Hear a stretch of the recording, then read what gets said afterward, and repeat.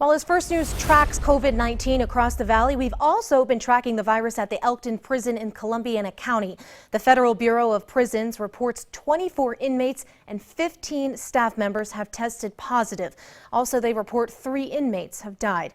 And within just the last hour, Elkton Prison Union President Joseph Mail tells First News a 4th inmate has died.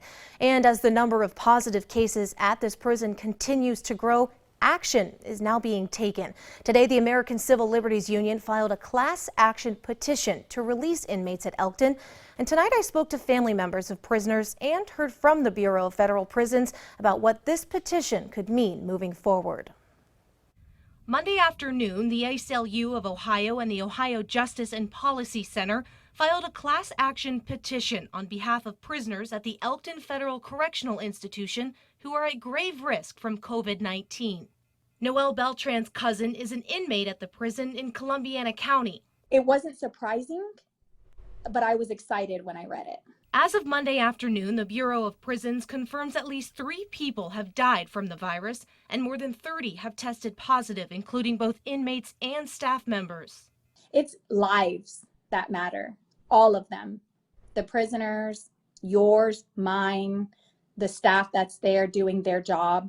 ACLU of Ohio's 38-page petition calls for the release of 3 specific inmates who are at risk of severe illness or death if they get COVID-19. But for this woman who wanted to remain anonymous, she's concerned that many other inmates other than those 3, like her husband, are at risk too. You're going there to, pay for your mistake and come back home to your family, not sit there and let some virus kill you. On April 3rd, U.S. Attorney General William Barr recognized the crisis at Elkton and issued a memo to the Bureau of Prisons suggesting the release of vulnerable prisoners to home confinement. No such action has been taken yet.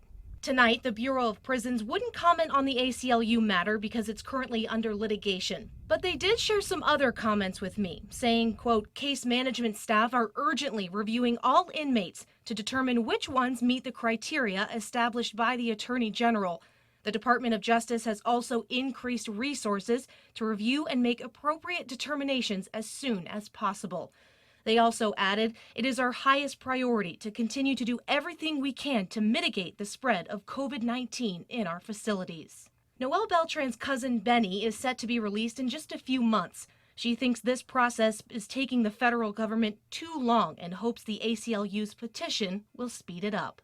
And if I could say anything to the Elkton facility, it would be that I not only care about my cousin, I care about you guys too. Keely Lovern, WKBN 27 First News. Just as a heads up, you can read the full statement from the Bureau of Federal Prisons that they sent me today, which has a lot of information. You can also read the entire petition from the ACLU. That's all on our website at WKBN.com.